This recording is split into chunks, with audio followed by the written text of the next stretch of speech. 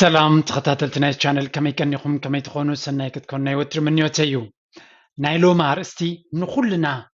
نودنا نقالنا نفسنا نخنفتش كتحجزنا تغيلي عزبل كواي زغريبة صلهم متشم أبز زبان زي أبزناتنا عدمي يفكركاي فقر لني زبلك على برديت يخون بزي رديت بستفل عليه من قدي كل سب بقليلو زرقهم زفنوهم قالاتيهم بفلا يبقى انجليش I love you زبل قالسي دارجا I don't know تزبس حق زي زدقم قاليو نفسه كفيلمون بزي كا اي تكبر واستبهلو زمسلو اخاتري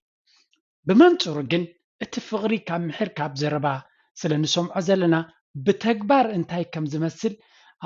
نكنستوعل بزعق زين الزنقعينا فيلم تاريخا تنوحدات ناي فقرك على تنقلملن ترايم زريوخا أبريل لايف جن اتنك على تراي كونان زدليا تكبر مسو زخيب سو زانا لهم فيديو نعاي نعاخا نعاخي برقت نفسنا نخنفتش كم دما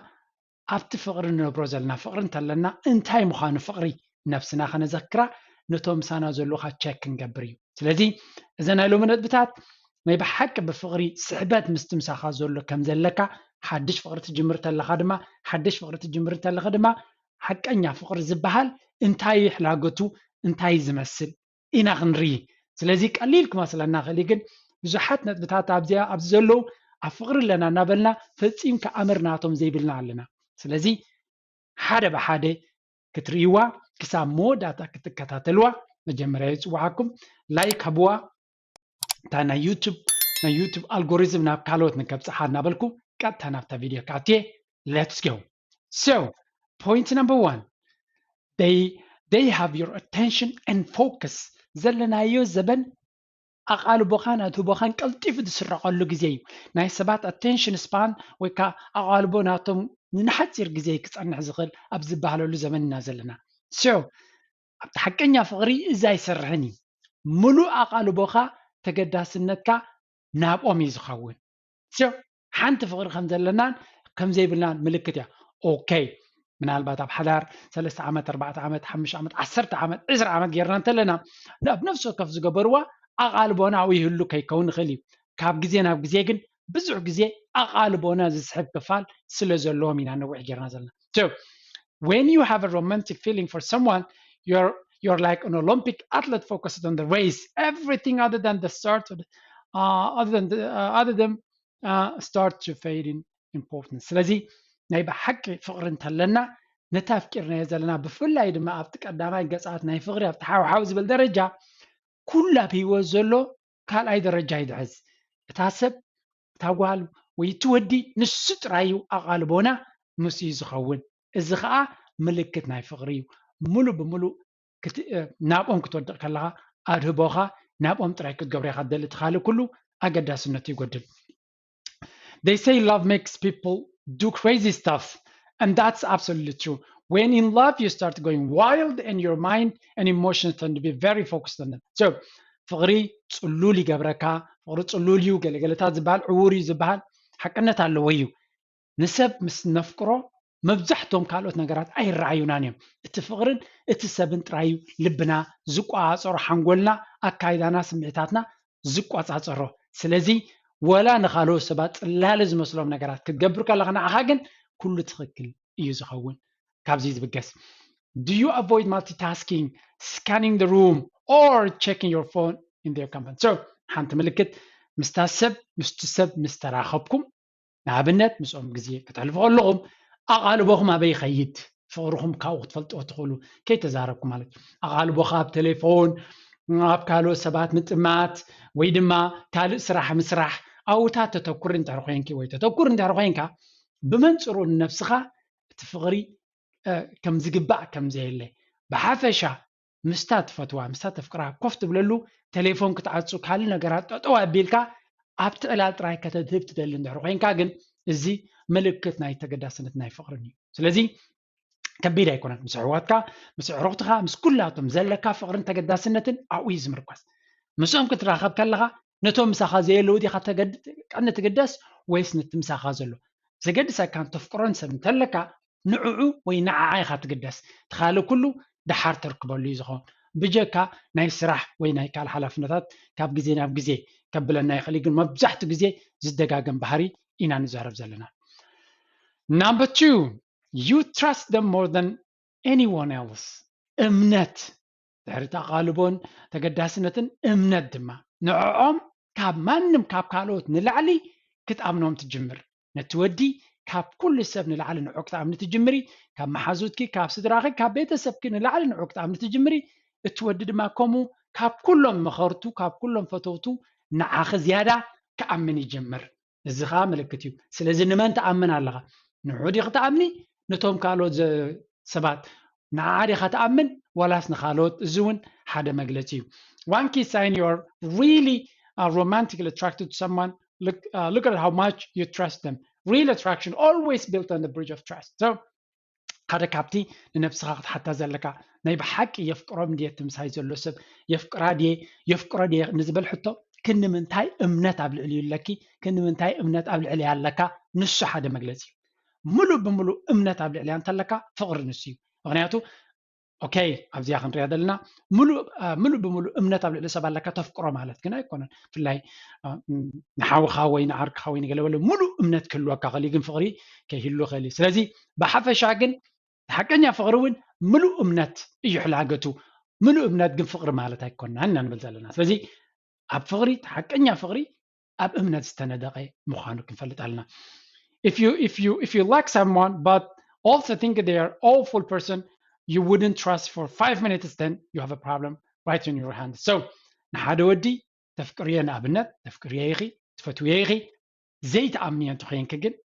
you have already a problem ከምኡ ነታጓል ተፍቅራይኻ ትፈትዋይኻ ዘይተኣምና እንትኮንካ ግን you have a problem ስለዚ እቲ ፍቅሪ ምናልባት ትደልያ ገለ መለኽ ክትከውን ትኽእል ኢኻ ኣብ ልዕልያ እምነት ተዘይብልካ ግን እቲ ዓሚቕ ፍቅሪ ክህነፅ ኣይክእልን እዩ ምክንያቱ እቲ ሓቀኛ ፍቅሪ ዝበሃል ዳርጋ ሚእትኻ ሚእቲ ተኣማሚንካ ምስኦም ክትከይድ ትኽእልካ ጥራሕ እዩ ተዘየለ ጎበ ልብኻ ትኸዶ ሙሉእ ፍቅሪ ኣይኮነን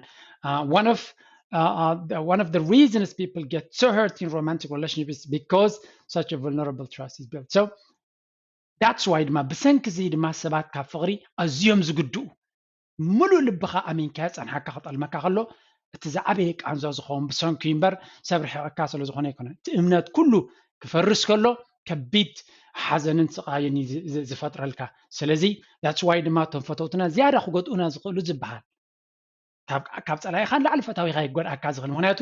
እምነት ኣብ ልዕሊ ስለ ዘለካ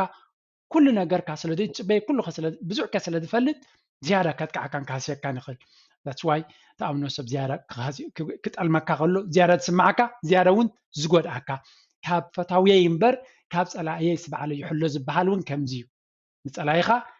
ተፈላሊጥካ ኣለኻ ፈታዊኻ ግን ስለዘይትፈልጥ ካህስየካ ተደልዩ ኣዝዩ ዝሃስየካ ካብዚ ዝመፅእ ድማ እምነት ቁፅሪ 2 ናይ ሓቀኛ ታቐንዲ መሰረት ናይ ሓቀኛ ፍቅሪ ኢና ኣለና ሰለስተ ከድና ከለና ዛ መፅሓፈይ ብዛዕባ እምነት ብዛዕባ ፍቅሪ ከመይ ጌርካ ጥዑይ ሰብ ትስዕብ ኣብ ሂወትና ኣገዳሲ ቻፕተርስ ኣለዋ እንተዘይረኺብኩማ ሊንክ ኣለኩም ረኺብኩም ኣብ ላይብረሪ ናትኩም ክትህሉ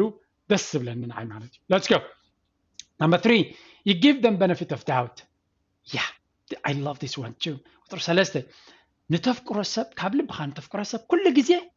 benefit of doubt ዝበሃል እንታይ ማለት እዩ ጌጋን ተፈፂሞም ካልኣይ ዕድል ትቦም ሸለልካ ትብሎም ዝኾነ እንተበዲሎም ካቶም ብሓቂ ተፍቅሮም ሰባት እንተስዒቶም ተተጋጊዮም ተበዲሎምካ ሸለልካ ትብሎም ኣይትፀባፀቦምን ኢኻ ከምዚ ኮይና እያ ትኸውን ከምዚ ስለ ዝኾነት እያ ትኸውን ከምዚ ስለ ዝኾነ ኢልካ ምኽንያት ፈጢርካ ሸለል ትብሎም ስለዚ ሕገት ትገብረሎም ሸለል ትብለሎም ንተፍቅሮም ሰባት እዩ so in daily life ኣብ ካልእ ኖርማል ተራሰብ ተዓሚፁካ ተበዲሉካ ተሓስዩልካ እንተጠሊሙካ እንታይ ትገብሮ ተደጋጋሚ ተገይሮ ኦኬ መብዛሕትኡ ግዜ ዞም ባህር እዚኣቶም ነቶም ሰባት ንኽንርሕቆም እዮም ዝድርኹና ናይ ብሓቂ ነፍቅሮ ሰብ ግን ዋላ ሕማቕ ሰብ ከሎ ነዚ እናገበረ ከሎ እውን ኣይረኣየናን እዩ ምኽዲት እናገበርና ንሽፍነሎም መብዛሕትኡ እዚኦም ነገራት እዚኣቶም ክደጋገሙ እንተኽኢሎም ንሕና ነፍቅር ኣለና እቲ ምሳና ዘሎ ሰብ እታ ምሳና ዘላ ሰብ ግን ፍቅሪ የብላን ማለት እዩ ምድንጋር ፀገማት እዚ ንብሎ ፀናሕና ሓሶት ምትላል ቃልካ ዘይምሕላው ገለ እንተሎ ንስኻ ብልቢ ተፍቅር ሰብ ዝኾንካ ሸለል ትብል ኣለኻ ንስኻ ግን ከመይ ኮረትን ወይ ድማ ንስኺ ሸለል ትብል ኣለኻ ንሱ ግን ሕማቕ ሰብ ክኸውን ዝከኣልውን ተኽእለሉ ኢና ንብለና But one of the clear signs you're attracted to someone is that you give them a benefit of that. كل ግዜ ድማ ኣብ ዝኾነ ይኹን ኣጋጣሚ ነቶም ተፍቅሮም ሰባት ምኽኒት እናፈጠርካ ነቲ ፀገሞም ሸለል ሕድገት ትገብረሎም ኢኻ so እዚ ድማ ሓደ ግዜ እዚ ሸለልትነት እዚ ዝጎድኣና ቶም ሰባት ንዓና ዝዛረቡና ዘይኮኑ እንታይ ንክንርኢ ዘለና ምስ ካልኦት ሰባት እንታይ ዓይነት ኮኔክሽን ኣለዎ ንኣብነት ወድን ጓልን ኣለዉ እቲ ወዲ ኣብ ሬስቶራንት ነቶም ዌይተርስ ዘነኣእስ ብሰዓተን ዝሰሓብ ዘቆናፅብ ብዘይ ቅቡል ምኽንያት ትዕቢት ዘርኢ ከምኡውን ርእቶ ናይ ሰባት ዝፀቅጥ ንካልኦት ዝሓሚ ዘናሹ እንድሕሪ ኮይኑ ንስድርኡ ዘየኽብር ንዕሩኽቱ እውን ዝሓሚ እንድሕሪ ኮይኑ ምናልባት ስለ ነፍቅሮ ከይረኣየና ኽእል እዚ ባህሪ እዚ ግን ናይ ሕማቕ ሰብ ባህሪ እዩ ስለዚ እዚ ምልክታት እዚ ከነስተውዕለሉ ክንክል ኣለና that's why ድማ ፍቅሪ ዕውር እዩ ዝበሃል ነዚ ምልክታት እናርኣኻ እውን ከም ዘይትርእዮ ስለ ዝገብረካ እዩ ስለዚ ብዙሕ ሸለል ከም ንብሎም ይገብረና ንነፍቅሮም ሰባት number 4 with them you lose track of time yes ሓቀኛ ፍቅሪ ታለ ምልክቱ እንታይ እዩ ግዜ ይርዳእካን እዩ ምሳ ክትዕልል ከለኻ ምሳ ከተዋግዕ ከለኻ ሰዓት ምስራኻ ኩሉ ግዜ ትስንብድ ኢኻ ትሕገስ ከይተረዳእካ 2 ሰዓት ከይዱ ዝፀንሓካ 3 ሰዓት ከይዱ ዝፀንሓካ ተኮይኑ ፍቅሪ ኣለካ ማለት እዩ እምበር ምዘይ ትፈትዎ ሰብ 2 ደቂቕ ከማን 2 ሰዓት ኮይኑ ዝስምዓኻ ስለዚ ሓደ ካብቲ ምልክት ናይ ፍቅሪ እውን ግዜ ከይተረዳእካ ዕዝር ዝብል ምዝኸውን they're basically the fast food so በሓፈሻ እቶም ኣብ ታሪሞት ንቅድሚት ኣቐልጢፍካ ትኸደሎም ንግዜኻ ንቅድሚት ብቁልጡፍ ዝወስዱ ሰባት እውን እዮም ክንብሎም ንኽእል so ምሳቶም ከለኻ መብዛሕትኡ ግዜ ምስ ሰባት ምስ ንፈትዎ ነገር ግዜ ከነጥፍእ ከለና ደስ ብለና ከምኡ ድማ ልክዕ ኣብ ንፈትዎ ስራሕ ኣብ ንፈትዎ ቦታ ዘዘናግዓና ዝሕጉሰና ንጥፈታት ክንገብር ከለና ግዜ ይርዳእና እዩ ስለዚ ምስ ነፍቅሮ ሰብን ኣብ ነፍቅሮ ቦታን ኣብ ምስ ነፍቅሮ ነገራትን ከነጥፍእ ከለና ብኻልእ ኣዘራርባ ፍቅሪ ኣብ ዙርያ እንተሎ ግዜ ይርዳእና ኢና ንብል ኣለና ምልክት ናትስ እዩ ኣብ ዝኾነ ይኹን ግዜ ዘይፍለጠካ እንተሎ እዚ ነገር እዚ ብጣዕሚ ኢኻ ተፍቅሮ ገይም ግዜ ዘይፍለጠካ ተኮይኑ እቲ ገይም ትፈትዎ ኢኻ ማለት ፊልም እናራኻየ ግዜ ዘይርዳእካ ተኮይኑ እታ ፊልም ትፈትዎ ኢኻ እቲ መፅሓፍ ትፈትዎ ኢኻ እቶም ሰባት ትፈትዎም ኢኻ እቲ ቦታ እውን ትፈትዎ ኢኻ ስለዚ ግዜ ከም ዘይፍለጠካ ዝገብሩ ሰባት ፍሉያት ሰባት እዮም ምሳቶም ድማ ፅቡቅ ዝምድና ምግባር ኣገዳሲ እዩ ታፍቃሪትካ ታፍቃሪኻ ከምኡ እንተኮይኑ ቤላ ማለት እዩ በንፃሩ ግዜ በቃ ምርር ዝብለካ ተኮይኑ እዚ ንፁር እዩ ፍቅሪ የብልካን ማለት እዩ ናይ ሓደ ግዜ ናይ ሓደ መዓልቲ ይብል የለኹም ቀፃሊ ክትራኸብ ከለኻ ኣብ 5 ደቂቕ 10 ደቂቕ ዕላል ወዲኻ ተጠማመት እንድሕር ኮይኑ ሓደ ግዜ so what is the point ኢኻ ትብል እንታይ እዩ ዕላማ ድሕሪ ተራኺብካ ከለኻ ክትዕልልን ክትፃወትን ዘይትኽእል ኮይንካ ምናልባት ኮምፓቲብል ማች ትገብር ሰባት ከይትኸውን ትኽእል ኢኻ ወይ ፅቡቅ ኣይተላለኻን ኣለኻ ወይ ካብ ፍሉል ንያት ስለ ዘለካ I don't know እዚ ግን ኣገዳስነት ብያ ብሓዳር ብሓደ ነዊሕ ግዜ ክትሕልፍ ዘይትኽእል ተኮይንካ ከመይ ጌርካ ብሓደ ክትነብር ስለዚ እዚ ምሕሳብ የድልዮ ክዕረ ዝኽእል ግን እዩ this is often the case when you're doing something so ብሓፈሻ ንሂወትና በዚያ መንገዲ ክንሪኣ ክንክል ኣለና ምስቶም ዘለና ምስቶም ንቀርቦም ዘለና ምስቶም ነፍቅሮም ሰባሲ እንታይ ዓይነት ዝምድና ኣለና ምስኦም ከለና ግዜ ይርዳእና ዶ ከመይ ይኸይድ ግዜ ኣብ 5 ደቂቕ ዕላልካ ተወዲኡ ካልእ ካ ትደሊ ተኮይንካ really እዚ ነገር እዚ ህይወት እዚ ክቕፅል ትደልዮ እንድሕር ኮይንካ ወይ ትደልዮ እንተለኺ ስራሕ ከድልየኩም እዩ ብሓደ ትዕልሉሉ ነጥብታት ህይወትኩም ብሓደ ኮኔክት ዝኾነሉ ፃዕሪ የድልዮ interests common ንኹልኩም ከዛረበኩም ዝኽእል ነገራት ምፍላጥን ኣርስታት ምፍጣርን የድሊ እንተዘየለ ጠቕላላ ብሓደ ክትኮን ዘይደልቲ ኮይንካ ብሓደ ምህላውካ እውን ትርጉም ኣይከልዎን እዩ number 5 love to see them smile and laugh ከምኡ ድማ ንተፍቅራ ሰብ ኩሉ ግዜ ንክሕጎሱ ንክስሕቁን ደስ ክብሎምን ደስ ይብለካ ማለት እዩ ስለዚ ምንጭ ናይ ሓጎሶም ክትከውን ትደሊ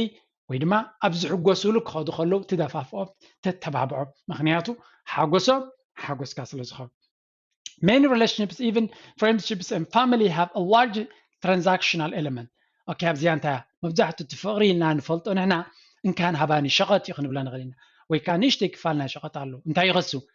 እዚኣ ክበካ እዚ ሃበኒ ከምዚ ክገብረልኪ ከምዚ ክገብረልካ ስለዚ እንካን ሃባን ኣለዎ እዩ እዚኣ ሂበካ እዚኣ ክትበኒ ሓጊዘካ ከፊለልካ ክትከፍልለይ ገለገለ ኣለዎ ኣብ ሓቀኛ ፍቅሪ ግን ክትገብር እምበር ክግበረልካ ይትሓስብን ኢኻ that's also another difference ንብልብኻ ትፈትዎ ሰብ ኩሉ ግዜ ክትሕግዞም ዳ ትፅዕር እምበር ናባኻ ዝመለስ ኣይርዳእካን እዩ ኣይትፀባፅቦን ኢኻ ድማ ድሓርቲ ፍቅርና ክጎድል ምስ ጀመረ እዩ ምፅብፃብ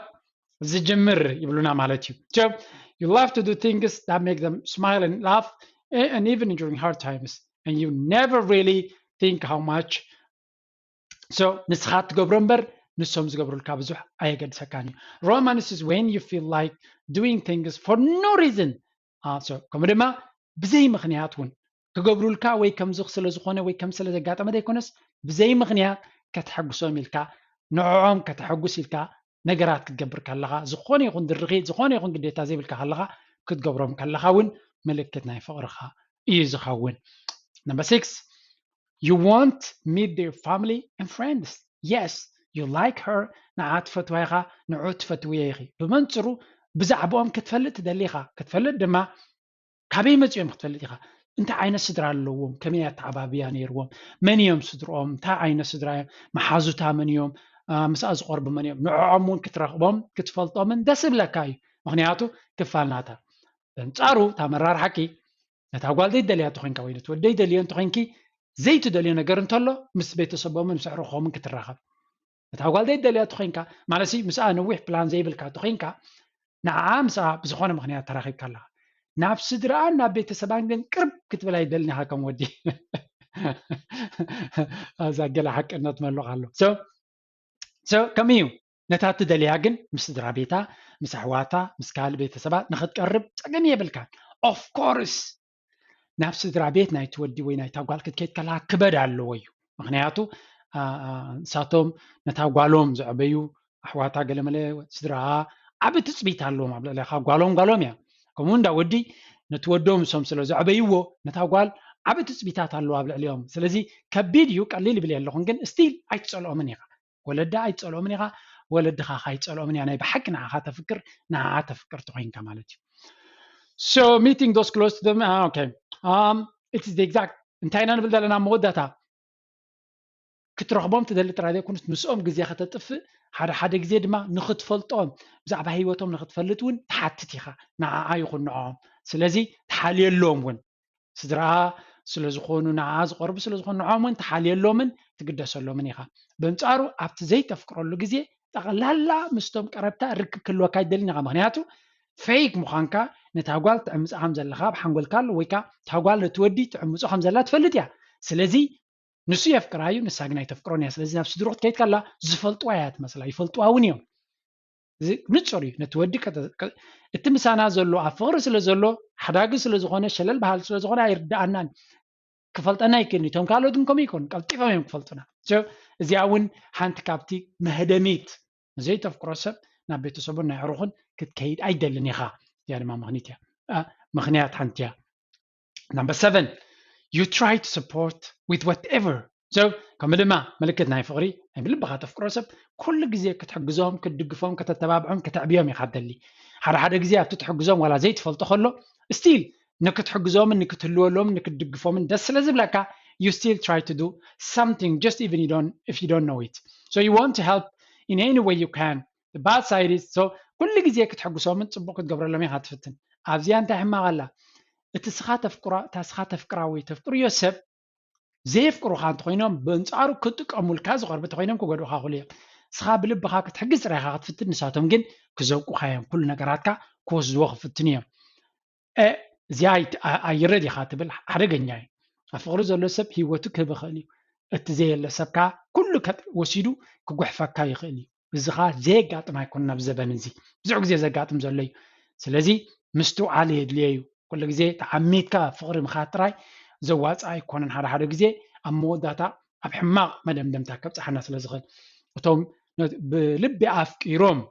ንዝገብሩልና ንምዝምዝ ዘለና ሰባት ኣዝና ሕማቓት ሰባት ኢና ወዲ ይኹን ጓል ኣዝዩ ሕማቕ ሰብ እዩ እዚ ኣይተርፈካን ኢኻ ክትከሓስዮ ሓደ መዓልቲ ክትከሓስዮ ሓደ መዓልቲ ምናልባት ካብኡ ከይከውን ይኽእል ሓሊፉ ግን ክፀንሓኪ እዩ ካርማ ይብልዎ እዚ ሕማቕ ኢት ሸናሒት ፀናሒት እዩ ዝበሃል ዝገበርናዮ ክፀንሓና ምዃኑ ክንፈልጥ ኣለና እዚኣ ከም ልቧ እቲ ፅቡቕ ነገር ግን እቲ ብሓቂ ክሕግዝ ኢሉ ዝብገስ ሰብ ፅቡቕ ፍቅሪ ከጋጥሞ ከሎ ዝበለፀ ሂወት እዩ ዘለዎ ምክንያቱ ወሃቢ ካብቲ ዝወሃብ ንላዕሊ ስለ ዝሕጎስ ሓጋዚ ካብቲ ዝሕገዝ ንላዕሊ ስለ ዝሕጎስ ስለዚ እዛ ቪድዮ እዚኣ ንነፍስና ንኩልና ንካልኦት ከይፈረድና እንታይ ዓይነት ሰባት ኢና ፍቅሪ ኣበይ ደረጃ ናይ ፍቅሪ ኣለና ንክንፈልጥ መጉዕዞ ሂወትና ንክነስተኻኽል ክትጠቕመና እያ ወድን ጓልን ነፍስና ጥራይ ክንፍትሸላ እዚኣ እምበር ጃጅ ክንገብረላ ኣይደልን እየ ተፈቲኹም ላይክ ኣብዋ ናብ ካልኦት ሼር ግበርዋ ክትዕግዝ ስለ ትኽእል ናትኩም ርእቶ ናትኩም ሓሳብ ኣብ ኮሜንት ክፅበየኩም እየ እናበልኩ እዛ ርእስቲ ኣብዚ ክውድየ ኣብ ካልእ ክሳብ ንራኸብ ድሓን ኮኑ ንብለኩም ሰሰናዩ ቻው